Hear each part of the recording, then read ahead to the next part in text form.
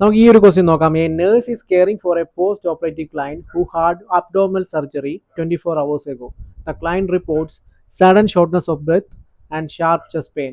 The nurse notes that the client's oxygen saturation has dropped to 86% on room air and their respiratory rate has increased to 28 bpm. Which action should the nurse take first?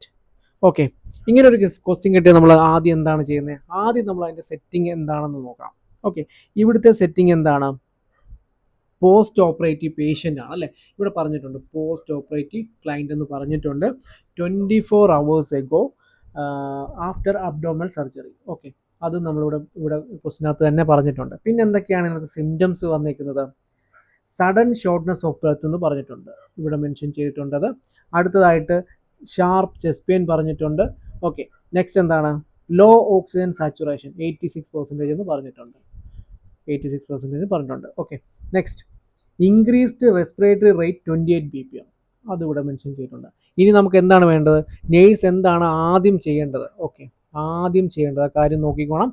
ആദ്യം ചെയ്യേണ്ടത് എന്താണെന്ന് ഇവിടെ പറഞ്ഞേക്കുന്നത്. ഇതിനകത്തെ പല ഓപ്ഷൻസും നമുക്ക് ചെയ്യേണ്ടതായിട്ടുള്ളതാണ്, പക്ഷെ നമുക്ക് വേണ്ടത് ആദ്യം എന്താണ് ചെയ്യേണ്ടതെന്നാണ് നമ്മൾ നോക്കുന്നത്. ഓക്കെ, ഇങ്ങനെ പോസ്റ്റ് ഓപ്പറേറ്റീവ് ക്ലയൻറ്റ് എന്ന് പറഞ്ഞിട്ടുണ്ട്. അപ്പം അവിടെ ഇത്രയും സിംറ്റമും വെച്ചിട്ട് നമുക്ക് ഒന്ന് അസ്യൂം ചെയ്യാം, പൾമോണറി എംബോളിസം പോലുള്ള റിസ്ക് ഈ പോസ്റ്റ് ഓപ്പറേറ്റീവ് ക്ലയൻസിന് നമുക്ക് എക്സ്പെക്റ്റ് ചെയ്യാവുന്നതാണ്. ഓക്കെ, അപ്പോൾ നമുക്ക് ഫസ്റ്റ് ഓപ്ഷൻ നോക്കാം. Encourage the client to take slow deep breaths. Okay, ഈ ഒരു ഓപ്ഷൻ കറക്റ്റ് ആണോ? ഇത് ഹെൽപ്പ് ചെയ്യും, പക്ഷേ ഒരു സഡൻ ഹൈപ്പോക്സിയെ ഇത് അഡ്രസ്സ് ചെയ്യുന്നുണ്ടോ? ഇല്ല. നമുക്ക് ആദ്യം എന്താണ് വേണ്ടത്?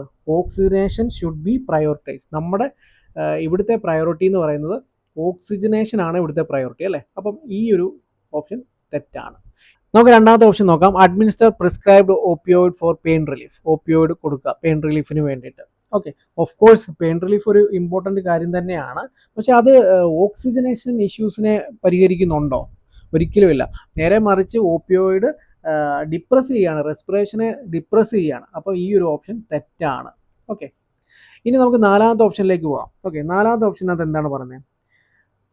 Notify the health care provider immediately. Okay, അത് വളരെ ഇമ്പോർട്ടൻ്റ് ആയിട്ടുള്ള കാര്യമാണ്, പക്ഷേ ഫസ്റ്റ് ഒരു നേഴ്സ് ചെയ്യേണ്ട കാര്യമാണോ? അത് ആദ്യം ചെയ്യേണ്ട കാര്യമാണോ? അല്ല. നമുക്ക് പേഷ്യൻറ്റിനെ ഒന്ന് സ്റ്റെബിലൈസ് ചെയ്യുക എന്നുള്ളതാണ് ഫസ്റ്റ് പ്രയോറിറ്റി. അപ്പോൾ ആ ഒരു ഓപ്ഷൻ അല്ല. ആദ്യത്തെ കാര്യം നമുക്ക് സി എന്നുള്ളൊരു ഓപ്ഷൻ നോക്കാം. Elevate the head of the bed and apply oxygen. Yes, ഇതാണ് ബെസ്റ്റ് ആക്ഷനായിട്ട് നമുക്ക് പറയാൻ പറ്റുന്നത്. This improves oxygenation and reduce the work of breathing. ഇതാണ് കറക്റ്റ് ആൻസറായിട്ട് ഇവിടെ വരുന്നത്.